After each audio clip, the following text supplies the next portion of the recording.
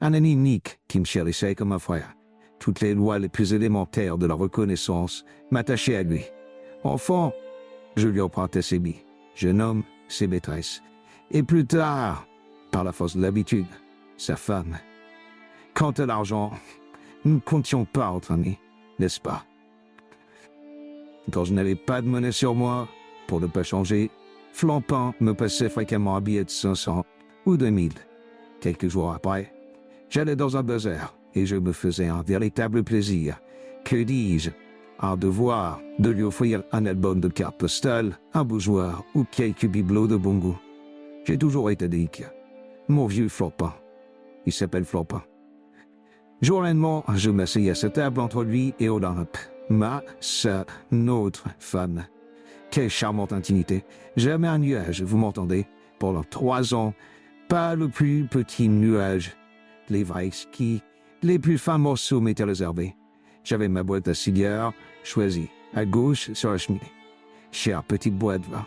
Par exemple, j'offrais le dessert, et j'avais toujours quelques petites châteries sur moi. Et c'était des exclamations. Oh, Edgar, Edgar, quand c'est bon, disait Olympe. Flampin rechérissait. Ma femme a raison. Il n'y a que toi. Enfin, nous étions heureux tous les trois. Et puis, quelle liberté, quelle sécurité. Flampin toujours dehors.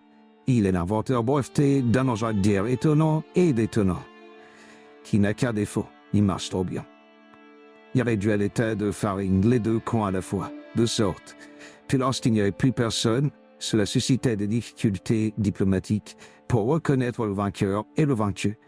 Flampin travaillait donc aux retouches nécessaires et soucieux de ne pas laisser sa femme seule, il me la confiait. Ce matin, justement, en voyant le soleil s'établir en maître dans ma chambre, j'eus l'idée de téléphoner à Olympe pour l'emmener à la campagne.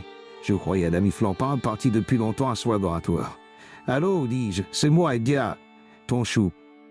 Pendant que ton ami analyse ses cornets, si nous allions tous deux voir fleurir les lilas. » Là de ces douces hilarités de ma part, hélas vite interrompue par un organe magle, l'organe de Flampin, une basse. « Monsieur, je vais vous faire passer un sabre au travers du corps. Oui, un sabre.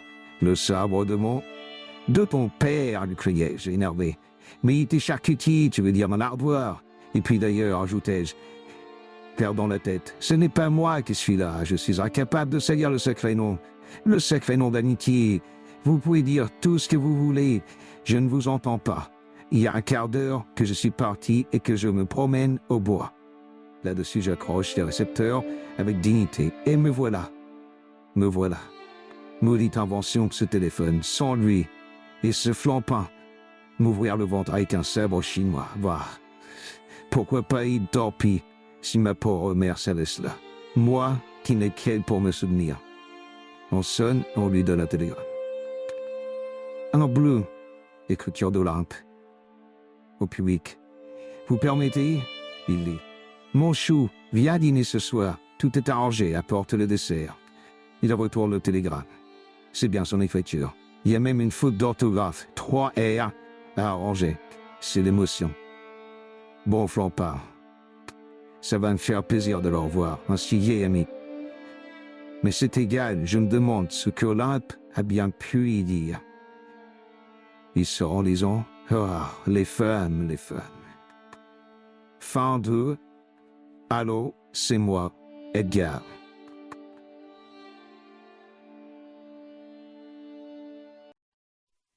Parfaitement.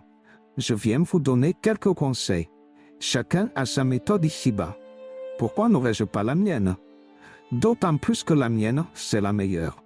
Vous allez en juger. Aujourd'hui, tout le monde dit des monologues. Vous-même qui m'écoutez, vous en dites. Hein? Mais si vous en dites, je le sais. Eh bien, parmi tant de petits chefs-d'œuvre modernes que je ne veux pas nommer, les plus charmants sont encore les plus anciens, nos fables. Pour bien dire ces premiers monologues de nos pères, il faut certaines qualités. Ces qualités, je ne vous les indiquerai pas, pour une raison toute simple. C'est que si vous les avez, mes conseils sont inutiles. Et si vous ne les possédez pas, personne, pas même moi, ne pourrait vous les donner. Mais le but que se propose ma méthode surprenante, c'est de vous indiquer les défauts qu'il faut éviter pour dire convenablement la fable. Premièrement et avant tout, ne récitez pas comme les enfants qui imitent à se tromper la serinette. La cigale et la fourmi. La cigale ayant chanté tout l'été se trouva fort dépourvue quand l'avise fut venue. Elle alla crier famine chez la fourmi, sa voisine. La fourmi n'est pas prêteuse. Que faisiez-vous au temps chaud? Je chantais, ne vous déplaise. Vous chantiez? J'en suis fort aise. Et bien, dansez maintenant. Cette récitation intéressante jusqu'à 6 ans devient monotone passé cet âge. Ceci n'est rien auprès de mon porteur d'eau qui, tout en remplissant la fontaine, le travaille furieusement. Il me l'a prouvé l'autre jour en choisissant un exemple, dans Florian. Mais le brave homme n'y regarde pas de si près. Pour lui, toutes les fables sont de La Fontaine. La guenon, le singe et la noix. Une jeune guenon cueillit une noix dans sa couverte. Elle y porte la dame, au bougli de boula. Qu'elle dit comme ça, pouah! Elle veut à la noix. Un singe arriva, la ramassa, la cassa, l'éplucha et la mangea. Foustra! Et il lui dit ceci. Oh, mais c'est esquime, ami, mais il faut les ouvrir. Souvenez-vous que dans la vie, sans un peu de souci, on n'a pas de plaisir. Bougli la cookie. On croirait que l'on vous danse la bouvée dans les oreilles. C'est pittoresque, mais ça manque de musette. Il faut bien se garder également d'apprendre les fables d'après les traductions qu'en ont fait des étrangers amateurs. Exemple, un Belge. Lolo et l'agneau. Un agneau prenait un verre de faro, 5, 6, dans une taverne, non, dans un ruisseau, savez. Un loup qui n'avait rien mangé arrive. Qu'est-ce que c'est donc pour une fée, que dit le loup? Tu viens troubler mon faro? Ne vous fâchez pas, c'est tu, monsieur, dit le mouton. Choup-choup-toi, pour une fouille. Godvert d'homme, que dit le loup. Ton frère m'a appelé espèce de voilon, sais-tu? Et ton berger et votre chien, chez un verre de lambic, 3 à 4 pour une fouille, savez? Et je veux me venger. Là-dessous, il apporte l'agneau. Oui, il emporte. Savez, pour faire un gigot de mouton. Ce n'est pas mal, savez-vous, pour une fouille, mais que ce soit la dernière. Autre exemple, un Anglais. Master le singe, qui faisait froid le lanterne magique. Un bonhomme faisait froid le lanterne magique. Il avait une jolie petite singe, amusant, beautiful, qui dansait le jig sur le corps tendu. À cause de cela, il l'appelait d'un nom tout à fait extraordinaire pour une singe. Il l'appelait Jacquot. Yes, Jacquot. Un jour, que le bonhomme était allé boire du gin dans un public house, Jacquot s'en va dans la ville rassembler toutes les bêtes. Il en trouve beaucoup. Venez voir, gentlemen, piller la singe. C'est gratis, pour rien, sans argent. Voici le soleil, la lune, les étoiles, la planète, la déluge. C'est joli, très joli. Le spectateur ne voyait rien du tout. C'était tout noir. Un bête, une, comment vous appelez? Pousse, miaou, miaou. Un chat, yes, un chat disait, je vois rien du tout. Moi non plus, disait un wa. Un King Charles se distingue pas parfait, les well, disait un glou. Un dinde, yes, un dinde truffé. Jacquot y avait oublié d'allumer le J-Blockov de son lanterne. C'est very well beautiful. Je ne dis pas. Mais si la traduction est libre, vous êtes également libre de préférer l'original. Il faut éviter aussi l'accent du midi. Le Marseillais a du bon, certes, mais outre qu'il vous ferait croire que La Fontaine était, ce bon La Fontaine est de Marseille, qu'il a beaucoup connu, il pourrait dénaturer un peu, pour l'honneur du midi, cette fable. Le renard et les raisins. Certains renards gascons, d'autres disent de Marseille, et ces derniers ont bien raison. Vit en mot d'une treille, tout proche des martyrs, des raisins superbes, des raisins d'humidité. Il eût bien voulu, le petit, en faire un bon repas. Mais comme il ne pouvait les atteindre, pour que Marseille était, ils sont trop verts, dit-il, et bons pour les Parisiens. Pour réciter convenablement, du reste, un accent quelconque est toujours fort regrettable. Évitez-les donc avec soin. Ne bégayez pas non plus. c'est de première nécessité. Car la fable la plus courte peut pas être aussi longue qu'un roman du petit journal. Ne point essayer est également recommandé. Car si les cheveux ne gênent pas sur la tête, c'est excessivement gênant dans la bouche. Ne parlez pas du nez, on croirait que vous avez oublié votre bouffoir. Ne prononcez pas de la gorge, on vous prendrait pour un crieur de journaux. Faut voir les dernières nouvelles, le crime de la rue du Canard, 5 centimes. Enfin, avec une diction irréprochable, de la mémoire, un geste sobre, une voix d'or, et en évitant tous les défauts que je viens de vous signaler, vous pourrez sans crainte vous aventurer un soir à dire un monologue ou une fable devant votre armoire à glace. Fin de L'art de dire les fables, lu par Saner Myriam Savartes, le 10 décembre 2024.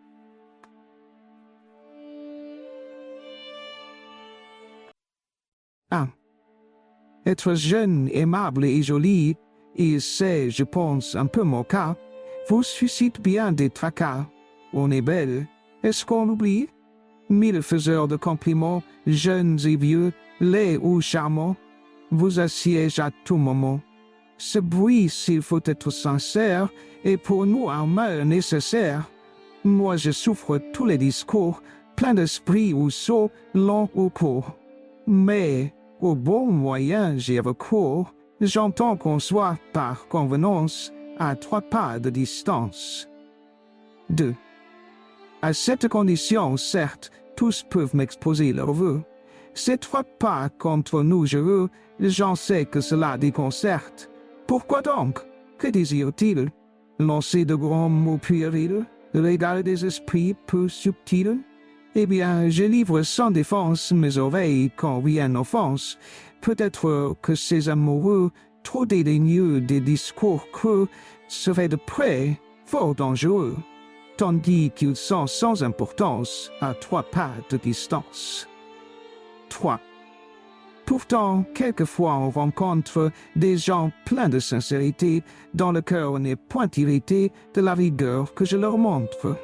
L'un d'entre eux, qui me plaît assez, très grand, brun, 26 ans passés, sans prendre d'airs embarrassés, a su très bien plaider sa cause, de notre mariage en cause. Malgré son plaidoyer adroit, on se trompe fort si l'on croit que je suis faible à son endroit. Je le tiens avec persistance, à 3 pas de distance. 4. Du gros jour, on est à la veille, aussi monsieur fait le mouton. Ne voulait-il pas ce matin me prendre un baiser? Mais je veille. Oh, disait-il, accordez-moi un seul. Là-bas, votre maman est tout entière à son roman. Au fond du salon, votre père lit son journal, fort long, j'espère. Il était sur le point d'oser prendre malgré moi ce baiser. Je dus, las de refuser, tripler, malgré sa résistance, les 3 pas de distance. 5. On dit qu'après le mariage, le plus timide soupirant devient un terrible tyran, auquel toujours céder est sage. S'il exige trop cependant, ne pas obéir est prudent. Mais sachant quel amour ardent, celui que j'épouse me vaut, pour lui tout seul je me dévoue. J'aurais l'air, par distraction, de n'y pas faire attention, s'il n'est pas après l'union, tout à fait devant l'assistance, à 3 pas de distance. Fin de À 3 pas, lu par Sonia.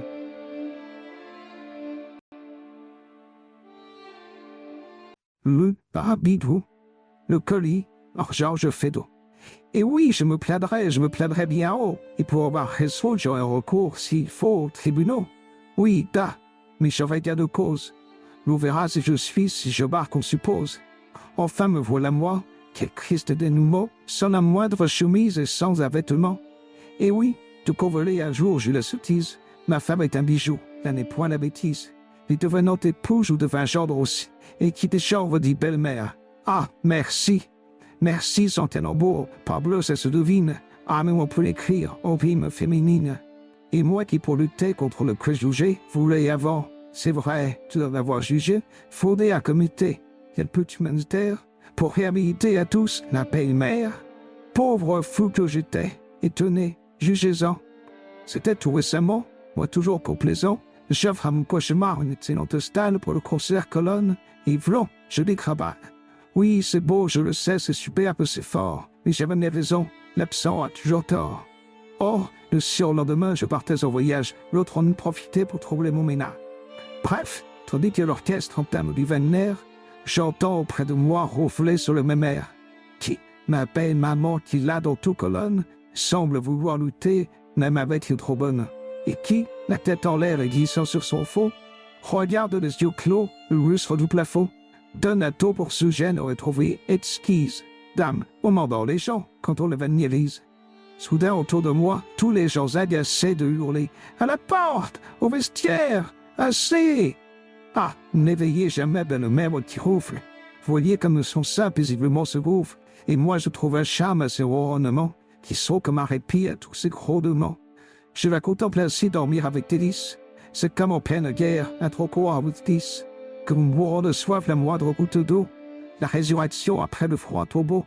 C'est moi, quoi, libre, enfin libre après la galère, de pouvoir un moment croire son belle-mère.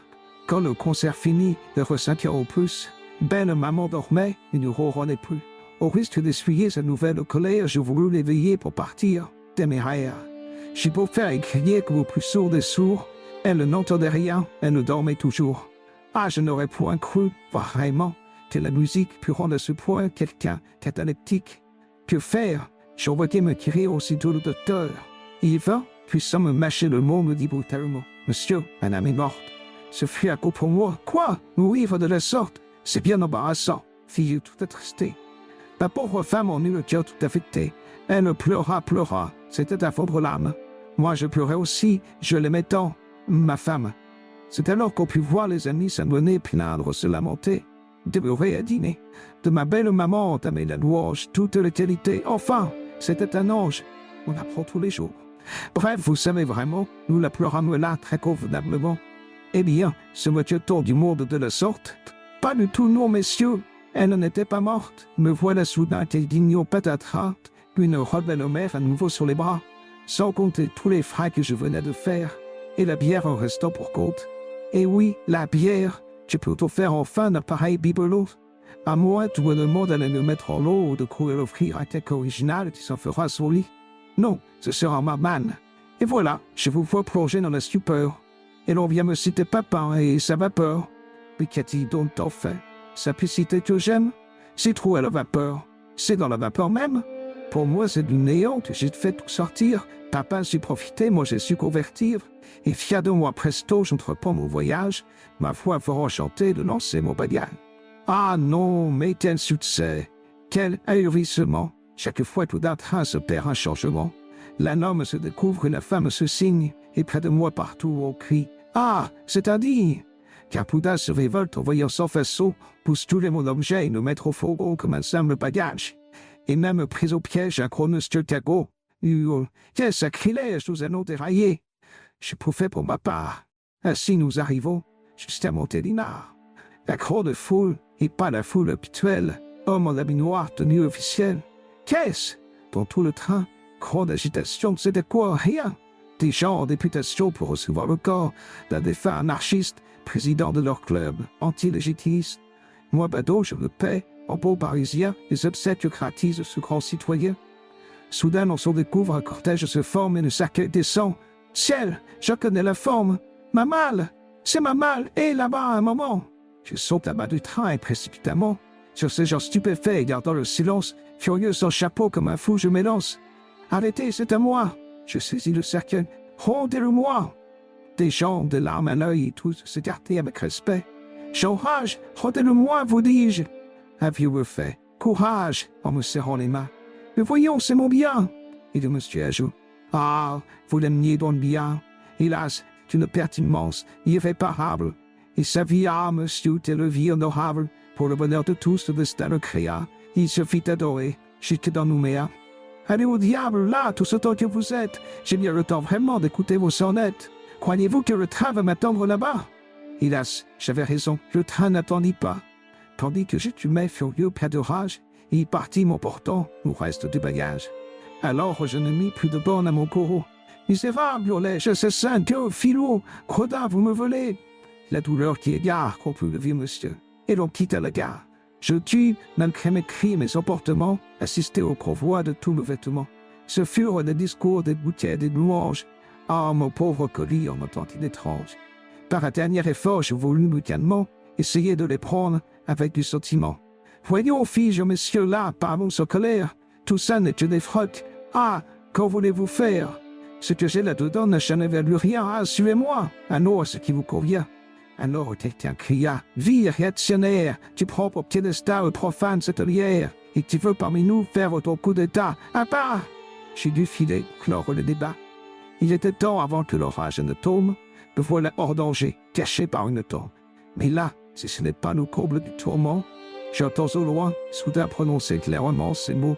Repose en paix, dépouille, juste et probe. Et je vois enterrer ma pauvre garde-robe. Fin de Le colis. 1837-1923.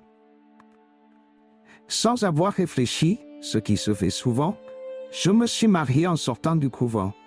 Ah, nous ne restons pas longtemps dans nos familles, auprès de nos mamans, nous autres jeunes filles. Deux règles ont fait de nous, sitôt que nous naissons, de beaux petits colis qu'on nomme nourrissons, et que l'on expédie au loin, à la campagne, soit dans le Bourbonnais ou soit dans la Champagne, de façon que jamais nos pauvres petits cris ne puissent agacer les mondains de Paris. Puis, pour ne pas souffrir tous nos petits caprices, sitôt que nous venons de quitter nos nourrices, sans se laisser toucher par notre émotion, on nous fait enfermer dans une pension d'où nous sortons, c'est vrai, portant bien la toilette, mais pas même en état de faire une omelette.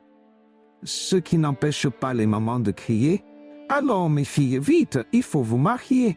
Car voyez-vous, on fait une bien triste mine en tressant les cheveux de Sainte Catherine.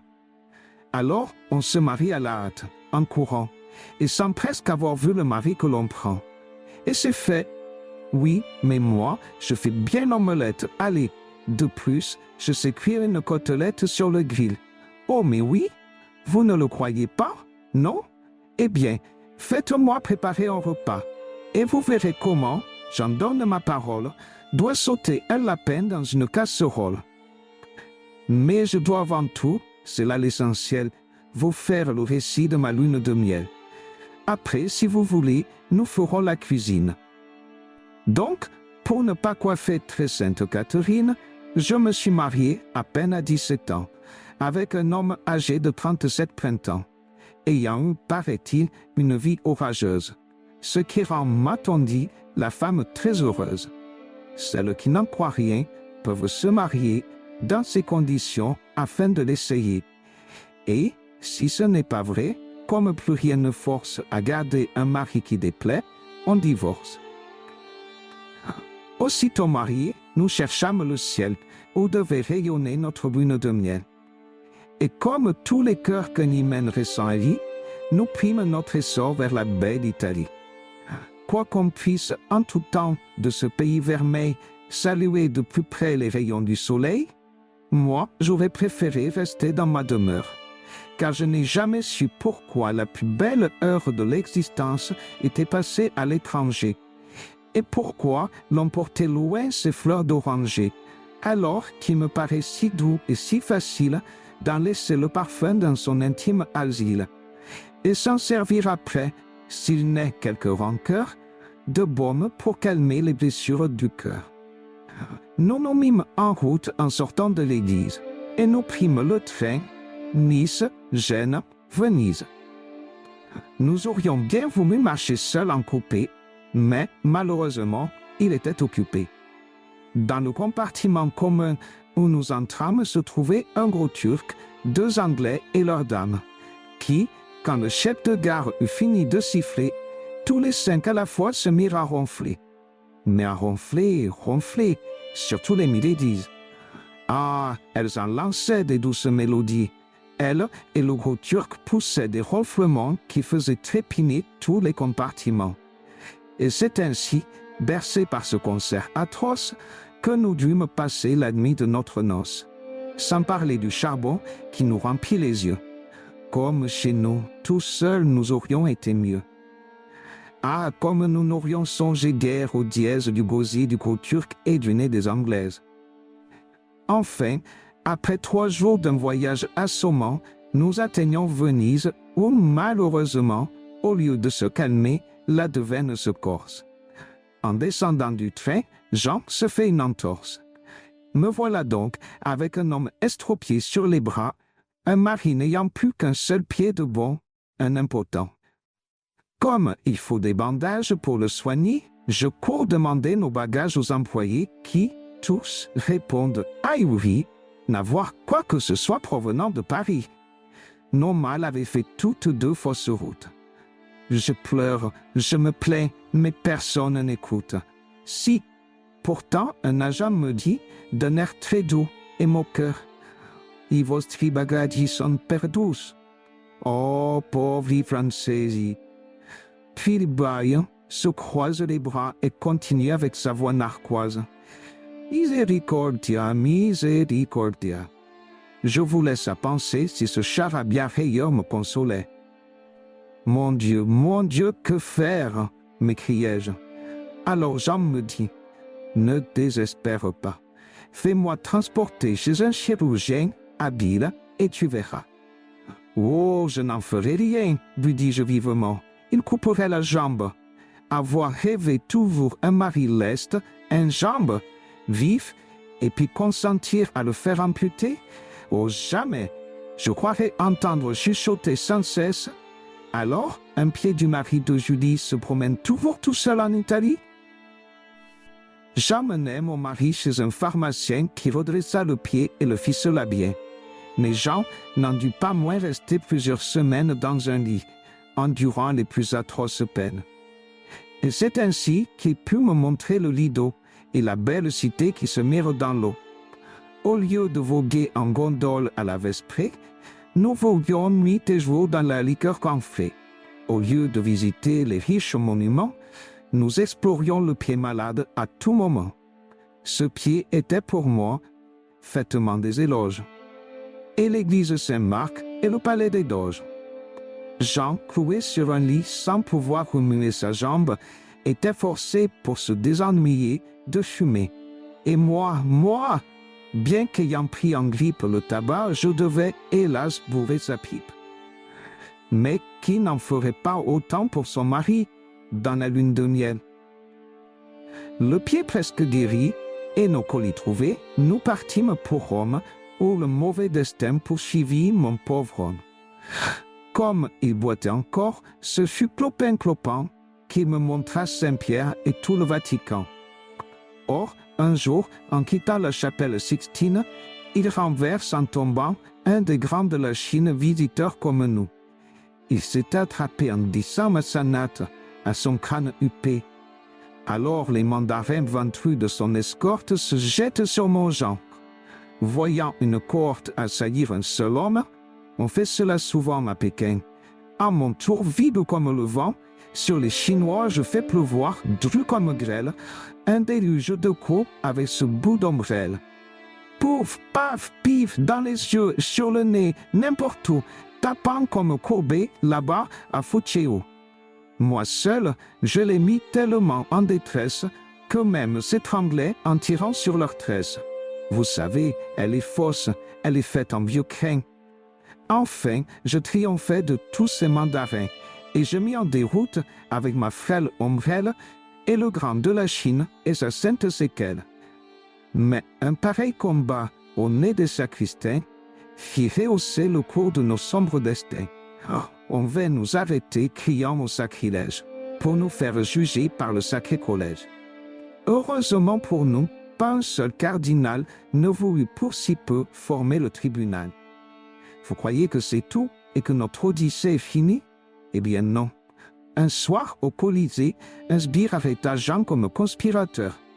J'allais dire en pleurant à notre ambassadeur que notre excursion en presqu'île italique était très loin d'avoir pour but la politique, et mon pauvre mari fut mis en liberté.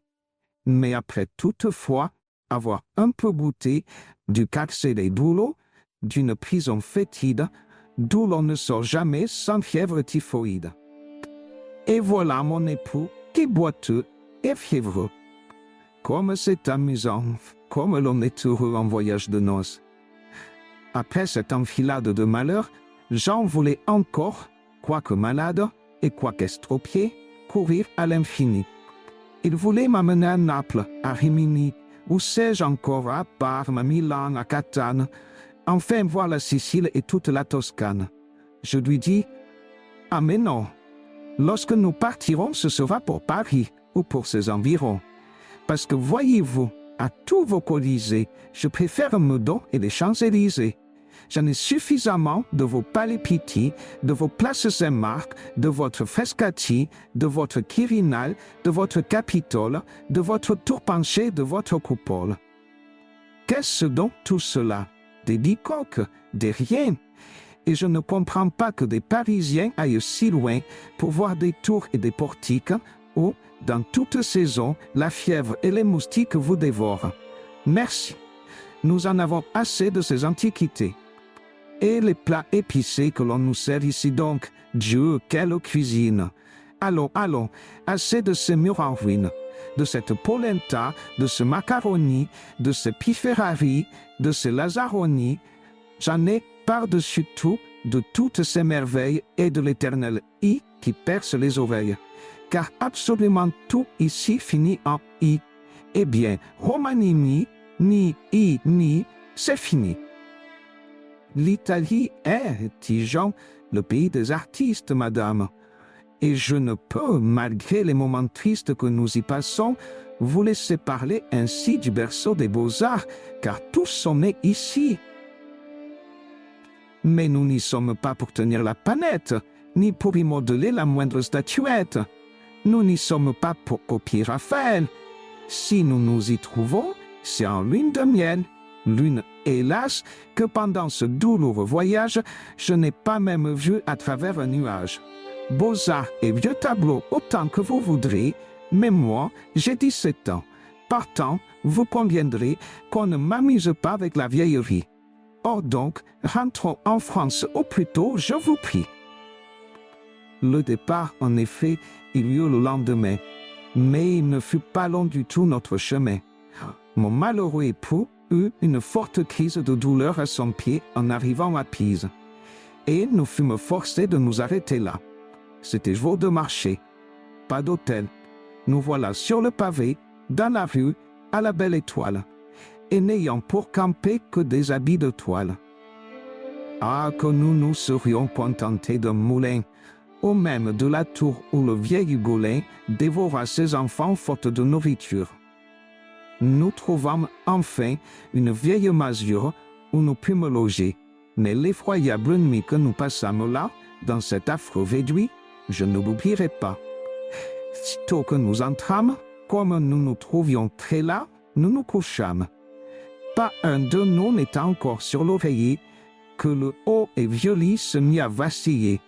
Or, comme il ne tenait qu'à l'aide de ficellis, je dis, si nous bougeons, nous en verrons de belles. Mon Dieu, comment sortir de ce grand embarras? Comment nous remuer? Tout à coup, patatras. Tout dégringole et nous, avec. Le lit se casse, le matelas, les draps, ainsi que la paillasse, se déchirent sous nous, et nous nous engouffrons dans le vieux grabat, où nous nous enchevêtrons dans la laine, les crins, la paille et la ficelle. Jean en était couvert des jambes aux aisselles. Un de ses pieds, le bon, était pris au rideau, ce qui nous fit tomber brusquement sur le dos l'immense ciel de lit. Ah, je vous l'affirme, nous nous crûmes perdus. Pourtant, Jean, quoiqu'infirme, parvint à nous tirer de tous ces vieux débris. Et quelques jours après, nous étions à Paris. On nous permit enfin cet horrible voyage de respirer en paix l'air doux du mariage. Oh, soit dit entre nous, c'est confidentiel, commença seulement notre lune de miel. Donc, soit qu'on se marie en mars, août ou décembre, si l'on veut être heureux, qu'on reste dans sa chambre. Fin de la lune de miel. lu par sa mère Myriam Savartès, le 31 juillet 2024.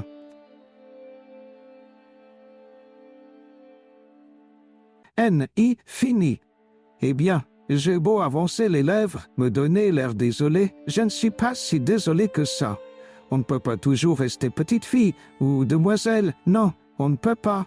Car enfin, si maman n'avait pas épousé papa, moi, je n'épouserais pas demain monsieur de Nancy. Il ne ressemble pas à papa, monsieur de Nancy. Et puis, ce n'est pas toujours drôle de demeurer Susan ou Suzette quand on a une sœur mariée. Car j'ai une sœur mariée, et mariée depuis longtemps. Une grande sœur, mon aînée de 10 ans. Même je suis tante de 2 bébés. Oh, 2 amours de bébés. Des bébés comme je voudrais en avoir, plus tard. Non, ce n'est pas drôle. Vous êtes comme un petit zéro. On a beau allonger vos robes, puis les décolleter, cela ne fait rien. Vous restez la petite Susan.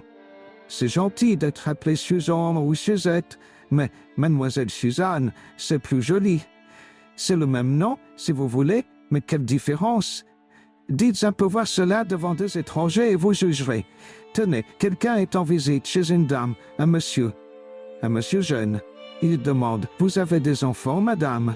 « Oui, monsieur, j'ai une fille mariée, puis j'ai ma petite Suzette. » Le monsieur fait, « Oh, ou bien laisse tomber une de ces niaiseries chères à tous les jeunes gens qui vont dans le monde, au valseur surtout. Je ne parle pas de monsieur de Nancy. » Et c'est tout. Jamais il ne sollicite l'honneur d'être présenté. Que voulez-vous que lui représentent ces mots « petite Suzanne » ? Il s'imagine une gamine, une pensionnaire en robe courte, avec de l'encre aux doigts et jouant au volant. Ah, si vous n'avez pas de sœur, c'est autre chose. Pour tout le monde, vous êtes Mademoiselle Suzanne, gros comme le bras. Attendez, il ne faut pas croire que je sois jalouse de ma sœur. Oh non, je l'aime bien trop, ma grande. Mais les aînés sont toujours bien contentes de se montrer les aînés. Mariés, c'est pour le plaisir de bien marquer leur supériorité, de donner des leçons, de dire « mon mari, ma femme de chambre », en faisant sonner les syllabes. Ah non, je ne suis pas jalouse. Certes, j'ai beaucoup de défauts.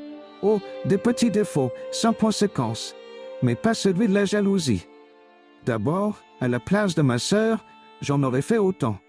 Oh, je suis franche, moi. N'allez pas croire que je me plaigne.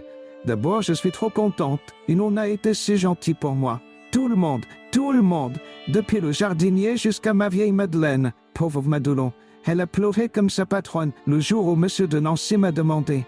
Je ne parle pas de la corbeille, mais d'hier, après le contrat, quand il m'a pris la main, j'ai presque senti sa moustache. À propos, il a des cols qui ne lui vont pas. Je lui ferai changer ça.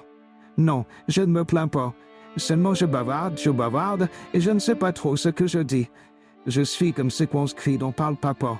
Je m'excite pour être brave, je m'entraîne pour faire celle qui n'a pas peur, et ça ne réussit pas. Eh bien oui, j'ai peur, une peur énorme. Quand je pense à demain, j'ai le cœur qui me bat comme un moulin. Oh, il me bat. Si j'osais, il y a bien ma sœur, mais je n'oserais jamais. À présent, c'est une incarnation nouvelle. Elle joue les mamans. Elle est grave, elle est sérieuse. Hier, je n'ai pas pu rire devant elle. Elle parlait tout bas comme chez une malade. Est-ce que j'ai l'air si malade que ça? Ah, pour avoir peur, j'ai bien peur. Il n'est pas rassurant, monsieur de Nancy. Vous ne connaissez pas mon futur? C'est un grand brun, l'air très sérieux. Il a des moustaches très longues, mais pas rudes. Il est très bien, mon futur. Et comme il danse, c'est au bal que je l'ai vu pour la première fois. Le mois d'après, avec maman, nous sommes allés l'entendre au tribunal, car il est avocat. Il plaidait pour un vilain homme qui avait volé je ne sais plus quoi. Eh bien, c'est drôle, il n'était plus le même, avec sa robe et sa petite bavette. Il avait l'air sévère, oh sévère. Puis, il nous vit, maman et moi, et il nous adressa un petit bonjour en souriant, mais tout en continuant son discours. Il parle très bien. Je n'ai rien compris de ce qu'il disait. Mais derrière moi, il y avait de vieux messieurs qui murmuraient « Bravo, bravo !» Et sans que je sache pourquoi, ça m'a fait plaisir. Seulement, depuis, je le vois toujours avec sa robe et sa toque. Il ne va pas porter cela demain, au moins. Les avocats, ça ne se marie pas en uniforme. Ah non, je ne pourrais pas. D'abord, c'est trop vilain cette robe. Et puis je le trouve assez sévère déjà. Avec Henri, mon beau-frère, je n'étais pas ainsi. Je ne le trouvais pas sévère. Mais là, pas sévère du tout. Avant la noce, je lui faisais déjà des niches. Ah, ce n'est pas avec Robert. Il s'appelle Robert. Vous oserez rire comme cela. Il prenait bien tout Henri et il m'embrassait tout le temps. Robert m'a bien embrassé 2 ou 3 fois, mais ce n'est plus la même chose. Ah, rien que d'y penser. Mon cœur ne bat plus comme un moulin. C'est 2 moulins, 3 moulins que j'ai là. Les tic-tac me résonnent dans la tête et j'ai les joues qui me brûlent. Il n'y a pas à dire, j'ai peur. Je l'aime bien, mais j'ai peur tout de même. Demain, c'est demain. Non, je n'étais pas comme ça au mariage de ma sœur. La veille, je riais comme une folle. D'abord, Henri m'avait rapporté de Paris une belle poupée qui remet les yeux, une merveille, et j'étais bien contente. Ah, cette poupée, j'avais bien besoin de penser à ça. Figurez-vous, quel âge avais-je donc alors? Elle compte sur ses doigts. J'avais 6 ans. C'est par les domestiques que j'avais appris la première nouvelle du mariage de ma sœur, et j'étais furieuse. Elle, la grande, pas moyen de l'approcher. Va donc jouer, Susan. Et elle me renvoyait au jardin. Quant à papa et à maman, c'était bien pire. Ils m'embrassaient en pensant à autre chose. Toujours je les dérangeais. Va donc jouer, Suzette.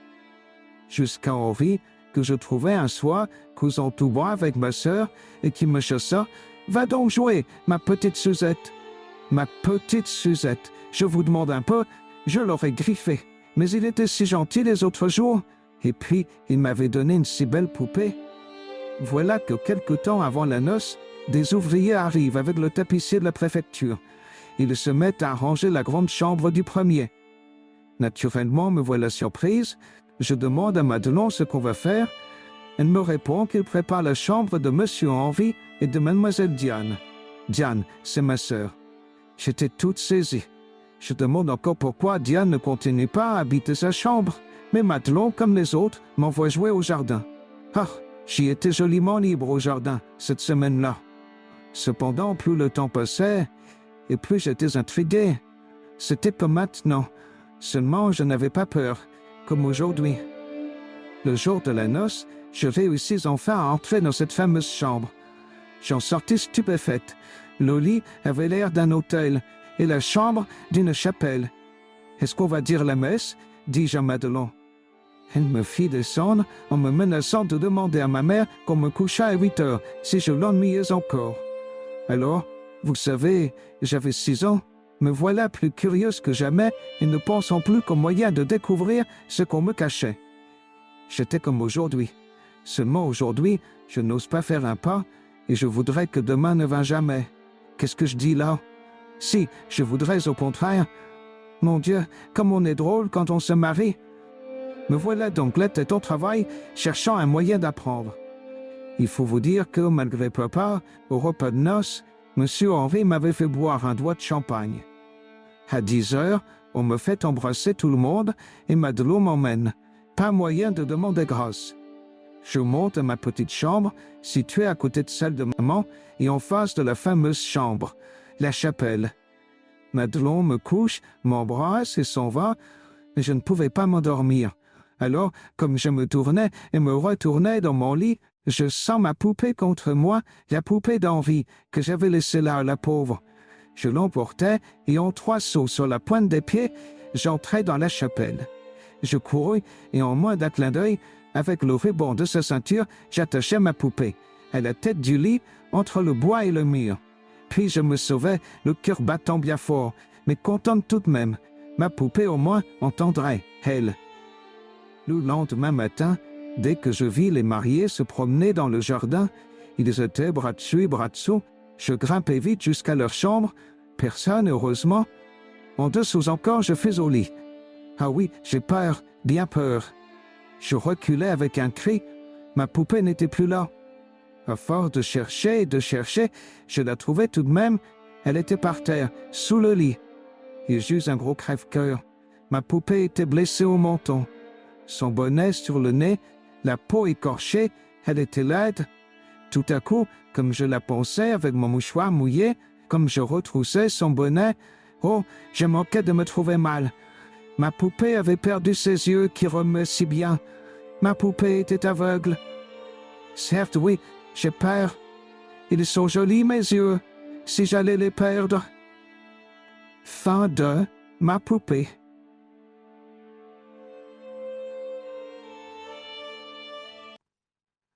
Ah, bien non, ce n'est pas amusant d'être petite fille. Il faut être trop sage. J'aimerais bien mieux être petit garçon. On court, on va, on vient, on fait le diable et personne ne vous dit rien. Nous autres petites filles, au contraire, on nous fait asseoir, on nous accompagne partout. On a toujours peur que nous nous cassions. Hier encore, j'ai été grondée.